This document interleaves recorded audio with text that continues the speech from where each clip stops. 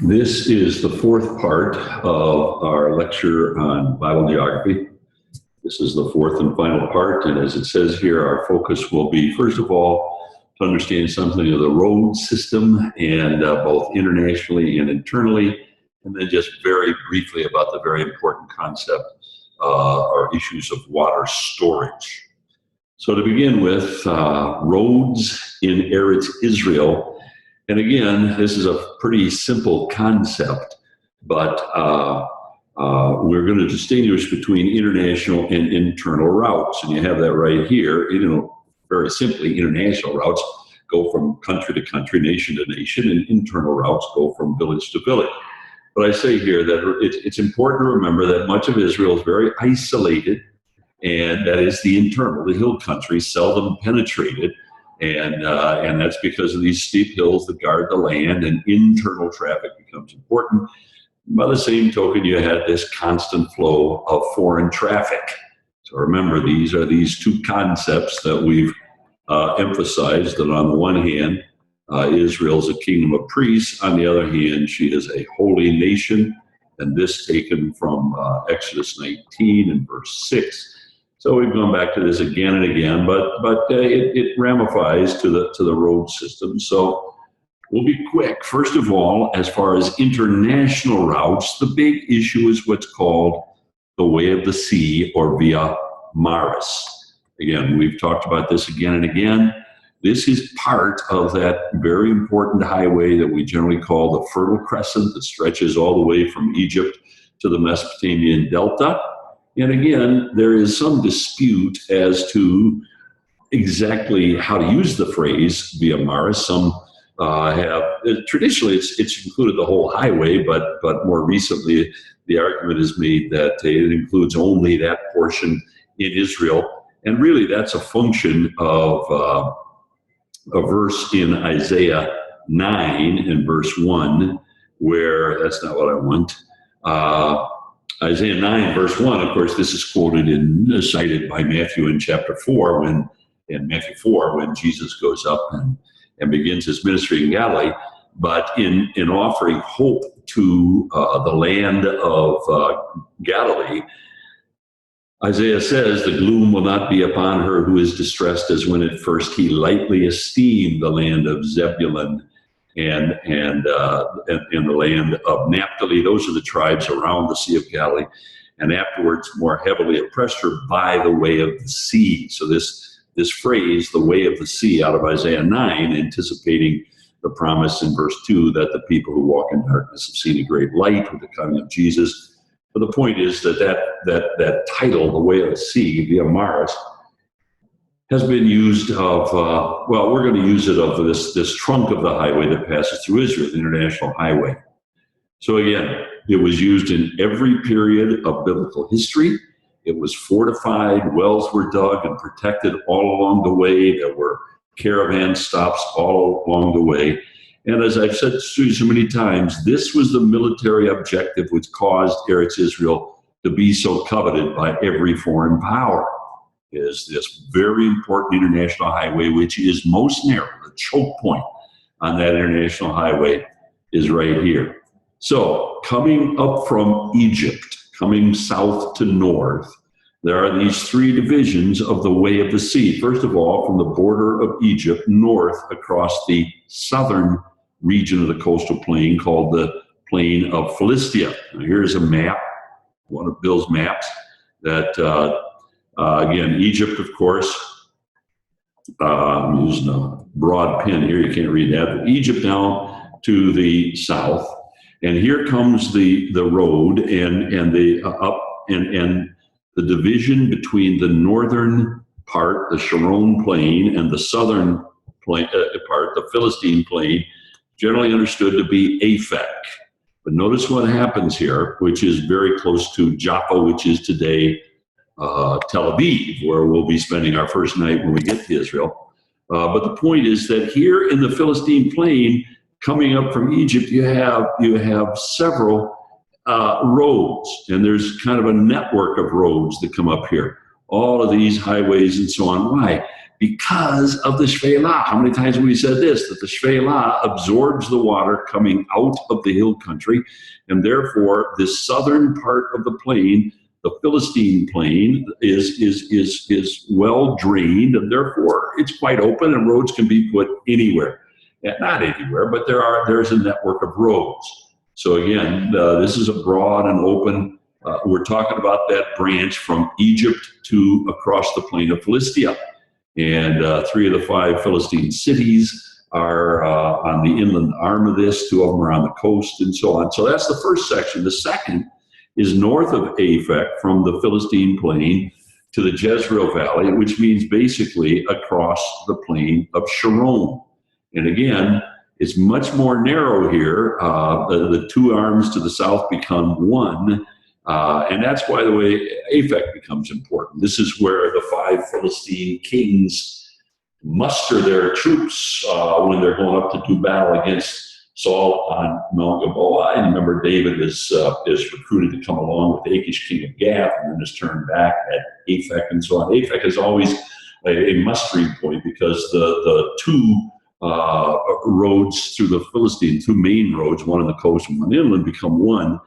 And from here, it's going to stay inland. The road is going to stay inland, and it basically hugs the line between the hills and the coastal plains because of the swamps. And so again, let's go to the map. Here we go to the north, and across the Sharon plain, and here at Aphek, these 2 roads become one. And it pretty much, there's a little secondary road out here, but that's much more local. The main road is going to hug the hills because there is no Shvela. And so they're going to make their way across the plain of Sharon up to Mount Carmel. Remember, this here is Mount Carmel. And so as they, and that brings us to the third section of this road, which is into the Jezreel Valley and north to Damascus. And remember, this is the point we made again and again. Mount Carmel lays east-west across the route here, and the traveler must get through. And there are these 3 passes, often called gateways. Gateways from the south to the north into Jezreel Valley, through Mount Carmel and into the Jezreel Valley. And they are the Megiddo Pass, which is the most direct, the shortest, the most desirable, and then the Dothan Taanach Pass, which is toward the south, and then the Yokneam Pass. Now let me show you those 3 again, and we're going to make so much of this, but here comes the international traffic up to Aphek, and then along here. Now here are the 3 passes. First of all, there is the Megiddo Pass.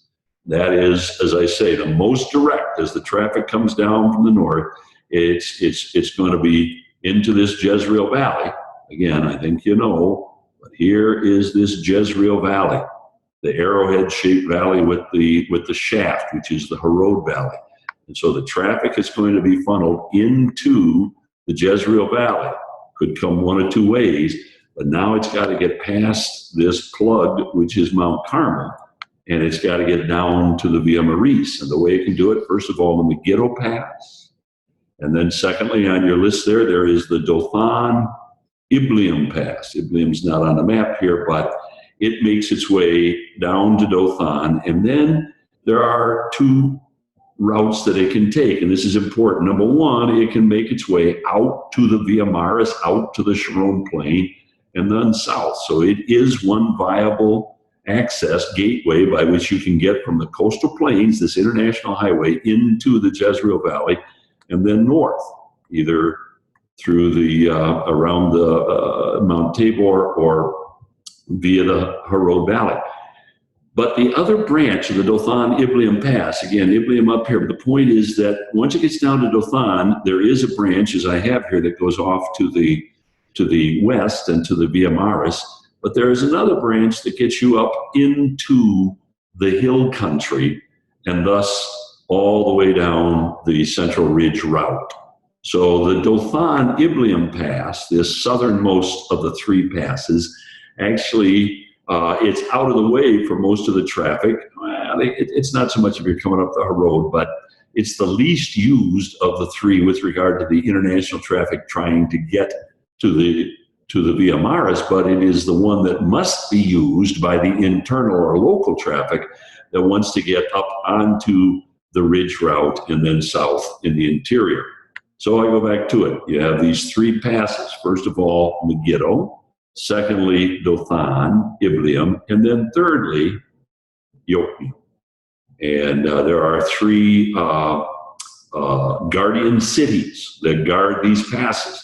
And this one right here is called the Yokneam. This is the Megiddo. It's guarded by Megiddo. The three cities are Yokneam, Megiddo, and Dothan. And they're all important ancient fortified cities because they guard these passes or gateways into the Jezreel Valley, south to north, into the Jezreel Valley, north to south, exiting the Jordan Valley, the Jezreel Valley, and off to the Sharon Plain. So let me read to you from Aharoni, because he makes the point that we've made a number of times. He's talking about these three passes, and he says, this is Yochanan Aharoni, Land of the Bible, very important source, obviously. And he says, this is a bottleneck on the way of the sea, because the highway had to pass through the Jezreel Valley, and because that valley was bordered on the south by Mount Carmel, and finally, because there were only three ways to get through. These are the gateways, with a caravan or an army. The nation which fortified these three passes, Yokneam, which guarded the northern pass, Megiddo, which fortified the central and easiest pass, Dothan Taanach, which guarded the southernmost pass, controlled traffic on the way of the sea, and thus functionally traffic in that part of the world. So Aharoni says the passes of the Via Maris, from the Sharon to the plain of the Jezreel, through the ravines of the northern Ephraimite hill country, were the most sensitive points on this route. They were so easily blocked. The three major tells on the southwest edge of the Jezreel Plain, Taanach, that's just north of Dothan, Megiddo, and Yokneam guarded these three important passes. So now we've made much of that. I'm going to leave it, but the international highway, the primary international highway, is in fact this way of the sea. My machine's being a little balky here. And again, these are international routes, and the way of the sea, the way of the Via Maris. Now, and it makes its way into the Jezreel Valley, coming north to south, and then out to the plain of Sharon through one of those passes. Now, there is another highway. We've talked about it, and it's called the King's Highway. And it's taken from a couple of references in the scriptures. And again, coming north to south, it basically begins at Damascus. The international highway is going to bring you from the east over to Damascus. And now it runs the entire length of Trans-Jordan, stays east of the Jordan Rift. And there are actually two arms of the highway. I'll show you about one, and the issue is, do you want to be to the east, which puts you close to the desert, and there you're exposed to robbers, or do you want to stay further to the west, where you're not as exposed to robbers, but on the other hand, you have to keep climbing up and down these huge ravine. So let me take you back to the map. And here we are. To the north is, on Bill's map, here is Damascus. And again, traffic coming down from the Fertile Crescent and so on to Damascus. And here comes the King's Highway. Now the traffic can go down this way and around the Sea of Galilee and into the Valley of Jezreel, and now off that way. But that's going to take the Via Maris. There is an eastern route. Did I say a eastern? And this is it. This is the King's Highway, and it's going to make its way. And this was well fortified, very important. A lot of traffic here. Ramoth Gilead is an important stop along the way, and this is the city which Ahab is trying to recover for himself, and so on. Why? Because he would like to control this traffic. The reason King Ahab, who has a palace here in Jezreel and his capital here in Samaria, but the reason that the Ahab of Israel, the wicked king, married Jezebel and so on, but he is actually wounded to death in battle here at Ramoth Gilead against the Arameans or Syrians. But the reason he's over here is because, I don't know about Syrians, the Arameans is a different branch of the Arameans. But the point is that he's over here because of this route right here. So here goes the international route, which is called the King's Highway. And notice as it goes, it's going to have, here's the Yarmuk River Canyon. huge canyon, a tributary that drains this area and dumps into the Jordan River. Here's the Jabbok, same situation. Here's the Arnon, and same situation. There's another one here called the Zered, which is off of our map. And so you have this choice. The King's Highway, very important highway, but and what's going to happen, and this is south of the Dead Sea, this King's Highway is going to make its way off toward Egypt. So this map, I guess, is a little short of that. But the point is that King's Highway stays on the eastern side of the Jordan Rift. It skirts its way between the desert here, and again, the issue here is robbers, but it doesn't want to have to keep making its way, climbing down into these huge gorges and then climbing back out. So it sort of skirts the area, and it is a very, very important route, especially for the camel trade, the spice trade, and all that sort of stuff. So even though for our purposes the route that we have most emphasized is over here, the Via Maris, the way of the sea, I don't want to take anything away from the fact that the King's Highway is very strategic. And here back to the notes, I give you some additional information there, right? South of the Dead Sea is where it heads west toward Egypt. There are a couple of routes there, a couple of arms there. Principal cities here, I list them starting at Damascus, and then a very important city in Bashan, Rabbot Ammon. It's where they split Gilead, Ramoth Gilead, as we talked about before, down to Basra near the Dead Sea, and down even through Petra and so on. Now here again is, I believe, Aharoni talking about the importance of the King's Highway. And he makes the point, and I won't read it to you, but there were seasons, there were epochs of Old Testament biblical history when this was more thoroughly fortified and more important. You see, when the desert dwellers, the Bedouin, the marauding tribes and so on, were able to really control this area, when it wasn't well policed, then there wasn't as much traffic on the King's Highway. But when various nations or local kings were able to secure it, it was much more travel. And so Aharoni points out that in biblical times there was a thriving population along the King's Highway in two periods. First, at the end of the third millennium, that is about the time of Abraham. Remember, Abraham is about 2100 BC, that'd be close to 2000, into the third millennium.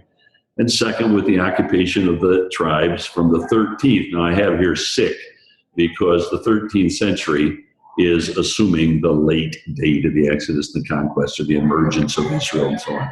So we would say the 15th, but through the Iron Age. But his point is simply that at various points, because of greater or lesser security and control, the King's Highway becomes less and less, more or less important.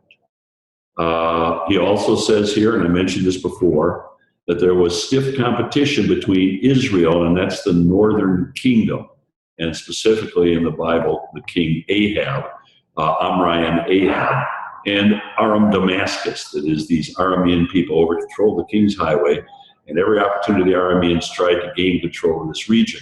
That's what's going on here with the battle between Ahab and the Arameans, King Ahab. All right, so this is a map. I've given you a better map, but here's trying to show the same dynamic that you have this Way of the Sea here. You have this King's Highway over here. Those are the two international routes. Now let's leave that and let's talk briefly about internal routes. And these are really quite simple, but very, very important. There are three elements of the internal traffic that I want us to think about. First of all is the Ridge route. I call it here the Judean Ridge route, but it really is more than that because these are, and again, I'm going to say these are internal routes. We're talking village to village, but you have the Ridge route. It's also called, I say here, the water parting route, or sometimes the water, I've said this to you again, but the watershed ridge. The idea is that this is that jagged system of ridges that follow the peaks and down into valleys sometime, and the water which falls to the west of it flows to the Mediterranean. The water that flows to the east flows to the Jordan Rift. Now, again, absent those arches that we talked about just a little bit ago. So and this is important, it runs along the narrow ridges atop the Central Hill Country. It's narrow, it's winding, it's easy to lose it. That is, you might turn off on this ridge and it just goes out there and falls off, and it's a cul-de-sac and you got to come back. However, if the route is followed, it provides a relatively easy and direct, much more than any other route, north-south artery in the interior of the land. So it is so important to so many stages of history and so many specific incidents in the land to understand this concept of this north-south route that follows the ridges from Hebron in the south through Bethlehem, near Jerusalem, across the Central Benjamin Plateau, across the hill country, and all the way up at Shechem at Forks, and so on. I'll show you that in a map. Jerusalem is near it. It's one valley, the Valley of Hinnom, removed. Now let me go back to the map and make sure you get this, folks. We're talking here about an internal route. It's not international traffic. It doesn't support international traffic, especially caravans and military traffic. But here we'll start in the south, as long as that's where we in the notes. And so starting down here at Beersheba. Remember, Beersheba is far south as you can have a community because of the water and so on. And the road is going to make its way. There are a lot of roads here, but this is the Central Ridge Route. And no, it isn't either. It's this one right here. It's going to come up past Hebron, actually right through Hebron. And then it's going to go right through Bethlehem and then close to Jerusalem. I make that point because there's a story that is very important in that regard.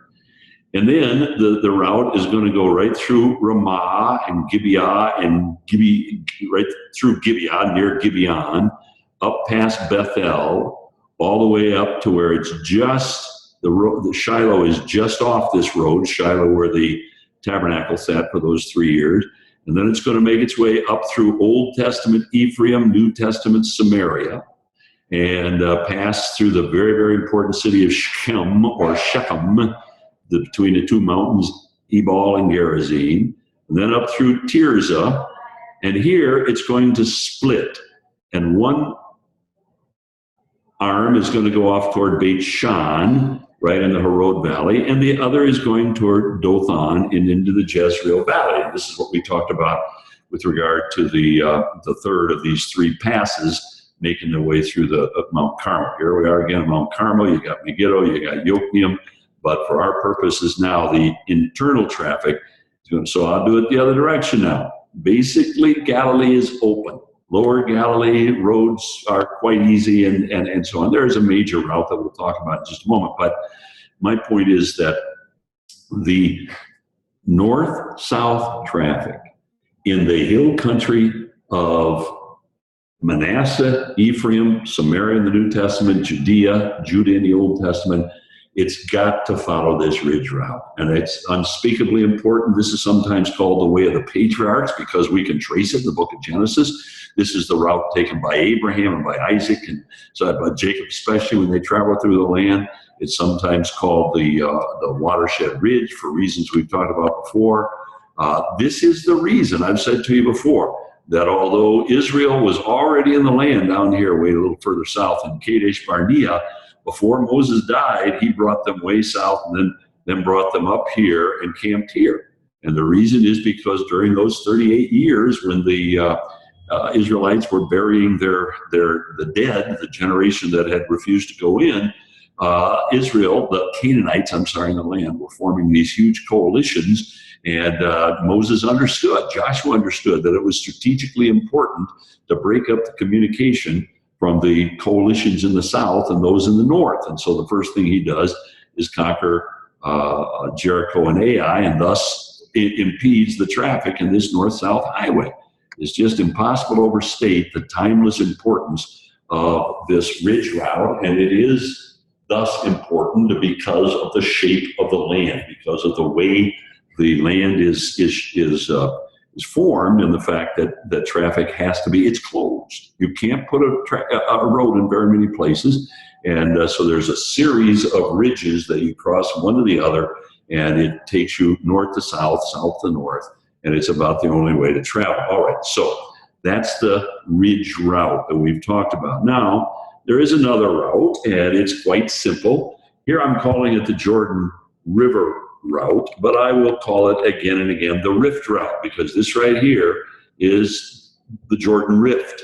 And this is a north-south route which makes its way down to the Jordan Rift. As it says here, it follows the Jordan Rift Valley from Jericho north to Beit Shan. And there's one on either side of the river. There was a road, but the one on the eastern side was always more used for reasons that I'll explain. And now it did continue south, but for our purposes, it doesn't become all that important. Now, let me take you back to the important in terms of the biblical narrative. All right, here we are. Now watch this closely. Remember that you have this Harod Valley. Here's the Jezreel Valley, and you have this Harod Valley which takes you down. The Rift route comes down the Harod Valley to Beit Shan. Now, at Beit Shan, it would normally cross over and make its way down the eastern, and that's the road that he's showing you here, would make its way down the eastern side of the Jordan River. And the reason is, again, because you have, and I haven't talked about this, but you have this important dynamic called the rain shadow effect. And it's quite simple. As rain comes, and I'm going to do something here very quickly, so bear with me. But I think I'm tired of this broad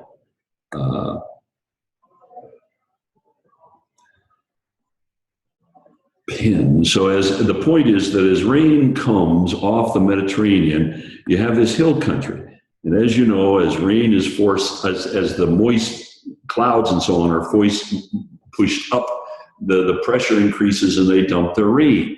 And then as those same rain clouds drop down into this very, very steep Jordan Rift, the opposite expand. They expand and they actually absorb moisture. But whatever moisture they have left in them as they grow across the rift, and then it's going to be back up into this Moabite plateau. So once again, the clouds are forced up and the pressure increases, and so what rain they have is dumped right there. And so the point is that you have a lot of rain over here on the western side of the watershed ridge, very little rain as it plunges down into the Jordan Rift.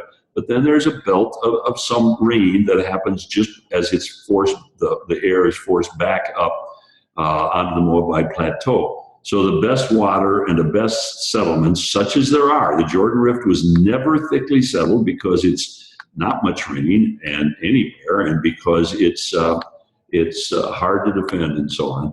But what you have tends to be on the eastern side of the rift, and there it's where the most traffic is. So I'm back to it. The traffic coming from Galilee, for instance, is going to go down the Harod Valley, ford the Jordan River, make its way down to Jericho, reford the river, and then climb back up toward Jerusalem on the ascent of Adumim. So that is the Rift route, and it becomes very important in the New Testament, and it becomes important to several specific Gospels in the life of Jesus, because the fact is that the tens of thousands of Jews who lived up here in Galilee in the days of Jesus would want at seasons of the year, especially the pilgrimage feast, to make their way down here to Jerusalem. And the easy way would be this ridge route. But it passed through Samaria, and the Samaritans would not allow them to pass through. And so they had to take the ridge route. The much easier ridge route, here it is going to be about 60 miles. The Rift route, and again, we're calling it the Rift route because it passes through this Jordan Rift. The Rift route is about half again as long, about 90 miles, and it's very, very difficult because this last leg going north to south, you make your way down the road, down the Jordan.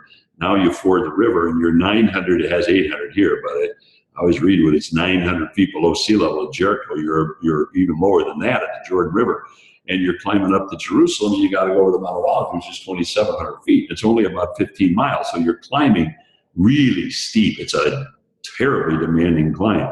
So it would be much easier to be able to take this much more pleasant and accessible or easily traveled ridge route, but because of Samaritan hostilities and strength, they normally had to take the rift route. So those are the two north-south internal routes, the ridge route and the rift route. Get to know them, but then you have these four, then there are these east-west routes, and I give you two here, and with this we're done. The lowland route, which is just from the plain of Akko through the valley of Jezreel and down the Harod Valley.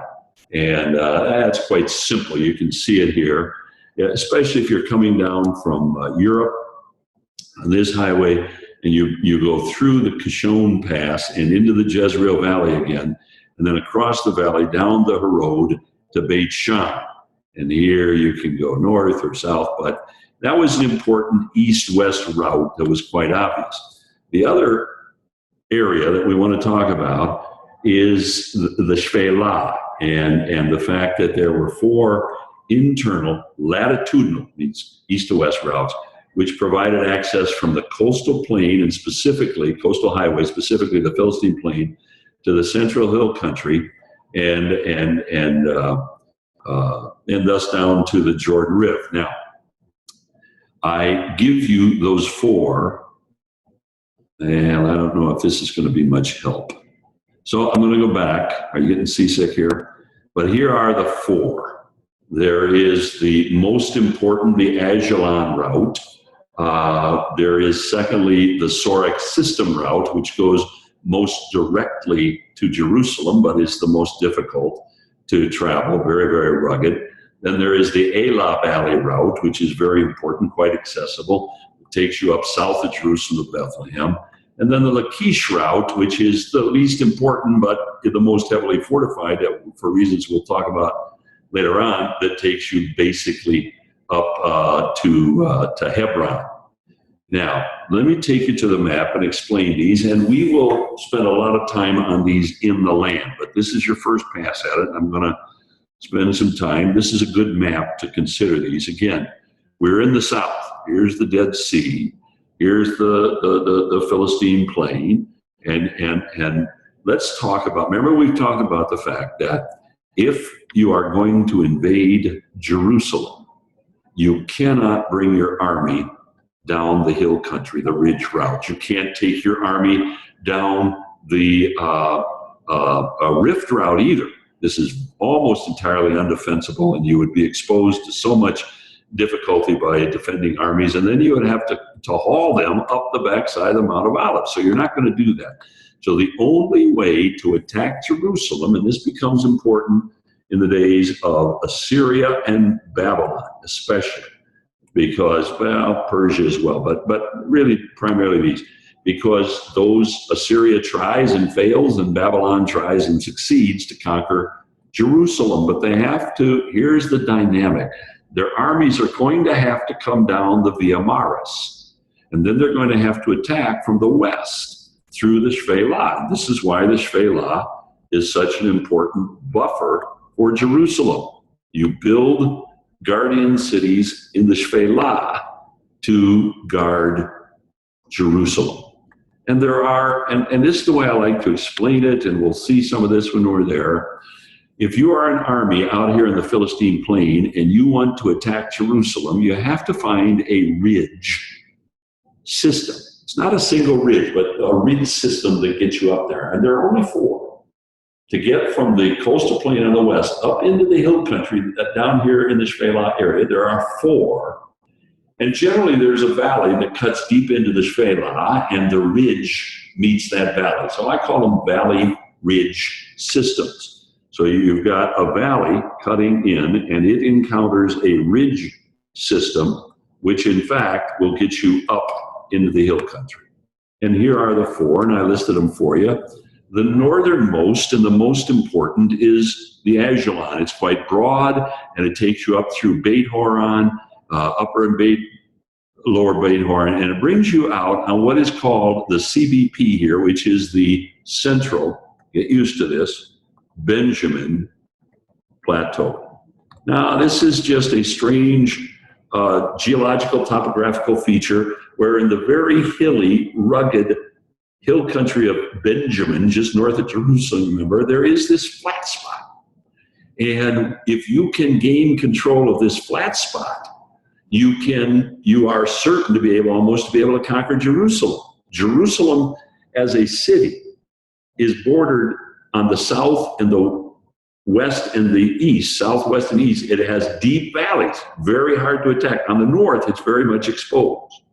So if you're an attacking army, you want to attack Jerusalem from the north, but you first of all have to get into the hill country. And the most immediate access is the Ajalon Valley because it's the easiest ascent and because it brings you out precisely where you need to be to attack Jerusalem. All right, so file that away.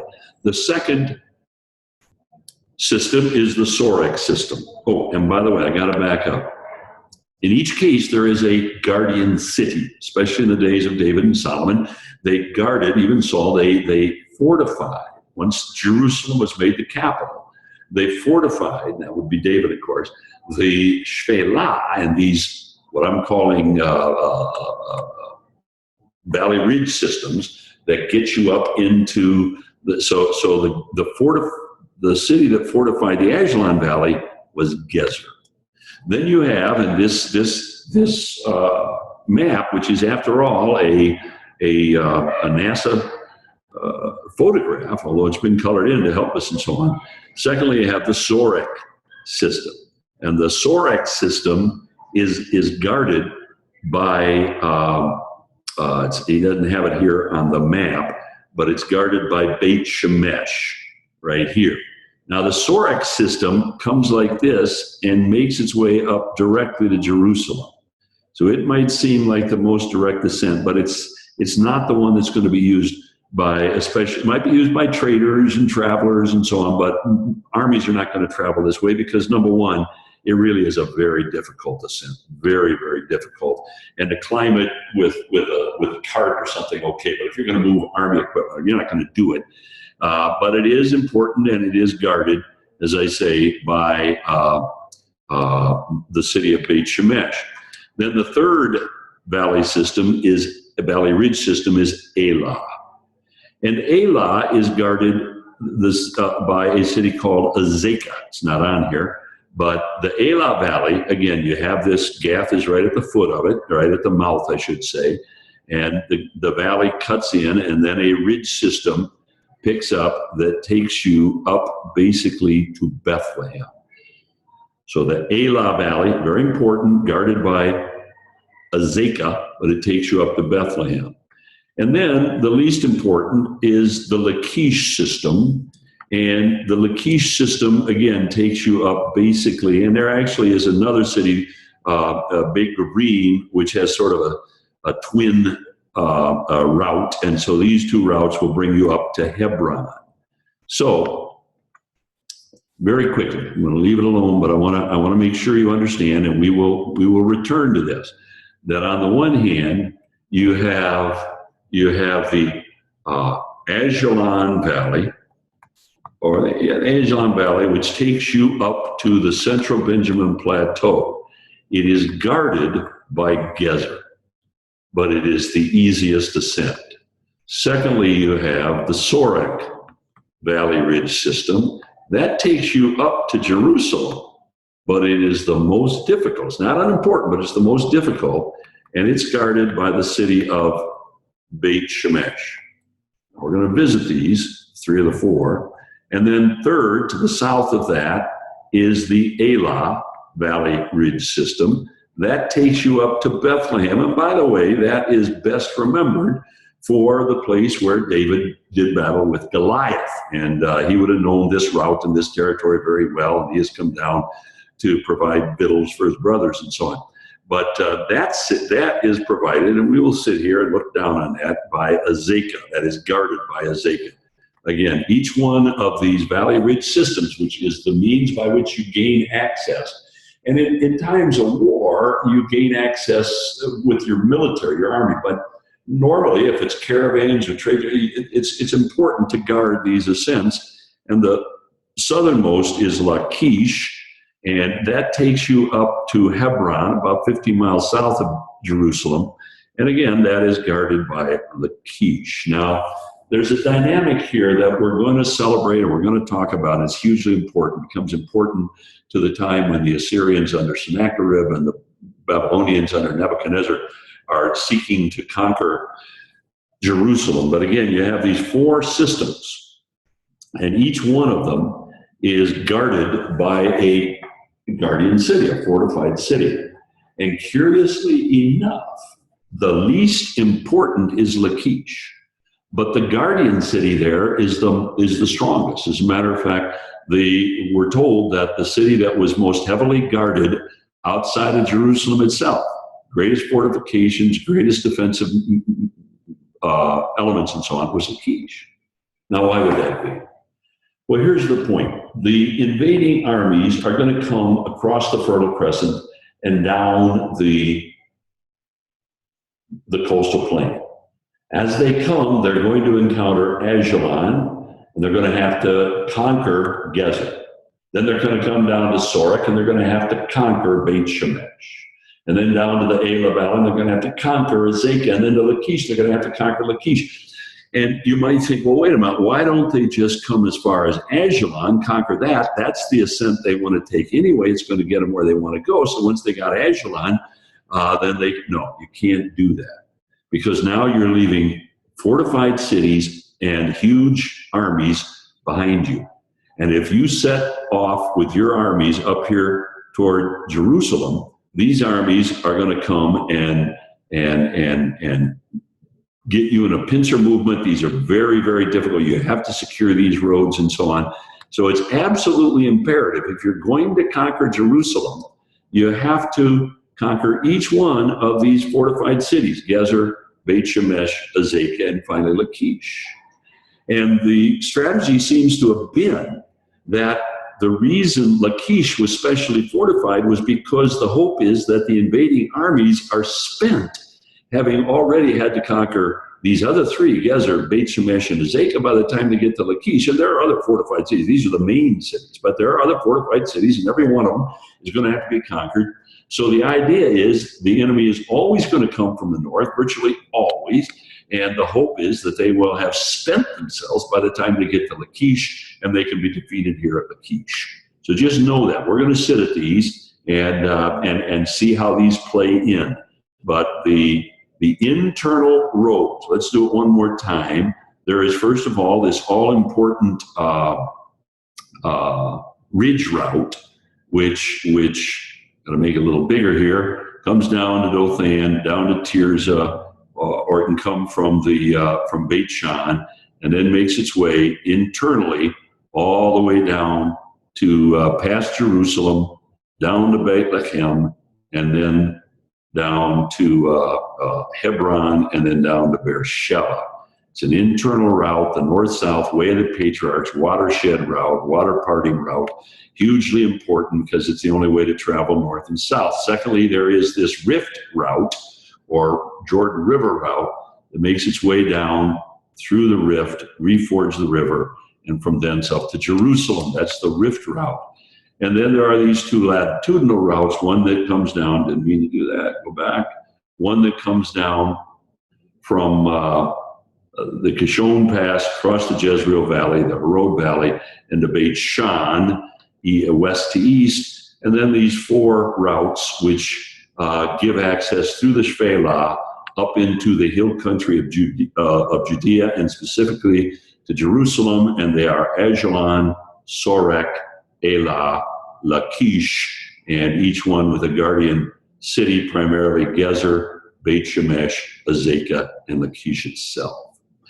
All right, very quickly, I've spent too much time, longer than I intended, but let me just very quickly go to the issue of water, how to store water. And I think I've got it right here. Yeah, getting and keeping it. Look, the simple instruction. I say here that there are three basic considerations in determining where to establish a village. Village is anywhere. I shouldn't say that. A city. A city is basically a wall. And first of all, you got to have water. Second, you have to be able to defend it, and that usually means hills. And thirdly, and this is not quite as important, proximity to routes. So the point is that there are three ways to access or store water in ancient Israel. First of all, obviously there is a well, and you just dig a hole and find a subterranean and underground river, and there's a pool or lake or a river, and you got to either put steps down there or bucket it out. Now, a well is good. It's a lot of work, and it tends to dry up, and it can be a problem. Secondly, there is a cistern. This is what you would least desire to be dependent upon. This is where you just dig a hole in the ground. You just dig a deep hole and you line it with plaster, and then you somehow channel runoff rainwater into the cistern. Now, sometimes you had cisterns that were dug in spots where there was no drainage, and there would be nearby cisterns where you would donkey train it in there. But cistern is an artificial storage unit for water, storage element for water, and sometimes it can be very elaborate. The whole city of Arad was built around a very elaborate water collection system, and by the Nabateans primarily, and they were able to survive very handily on the desert and so on. But the cistern, and one of the problems with the cistern is it can easily be fouled. We say if your neighbor gets mad at you, he'll throw your dead dog in there, and there you are. But the source of water you're most anxious for is a spring. And by definition, a spring occurs where you have a water has percolated through the earth and then bursts out of the side of a hill. And it's come down to impermeable rock and then flowed laterally to a place where it can express. And this is what's called in the Bible living water, because it's fresh and it's percolated and so on. There is this much of a problem, and we will encounter this when we get there, that generally you have a city built on a hill, the walls are up here, and the spring is going to be down here. And your concern is that when the city is under siege, how are you going to access the water? And so one of the most important civic engineering tasks was to somehow contrive a way to hide and protect the spring and to... Pardon? We have a news group that has this signed out a little bit. Oh, I'm out 2 minutes. Okay. Thank you. Thank you so much. I just got a slight interruption, but I'm done. But and contrive a way to hide and protect the spring in the case of a siege. So the spring is that which you would most long for. So very simply, you can't live without water. Israel is not, doesn't have. And one other thing I might mention here, and that is that in Egypt, Egypt was built around the Nile River. And in Mesopotamia, it was built around these two marvelous rivers. Well, you have a river that flows the length of Israel, and yet it was always regarded with some contempt, the Jordan River was, because it's so deep in that rift, and it's inaccessible, and it's more of a barrier than anything else, and you could never build along the Jordan River because not only was it in the Jordan Rift, but then it was in its own defile at the bottom of the rift called the El Gore. And so the point is that water is a hugely significant issue in Israel, both water to drink and to survive, and then water to moisten the crops. And in point of fact, all of that's very deliberate, because it is this dependence upon water that is a primary factor in the land being a land for which God must watch year by year.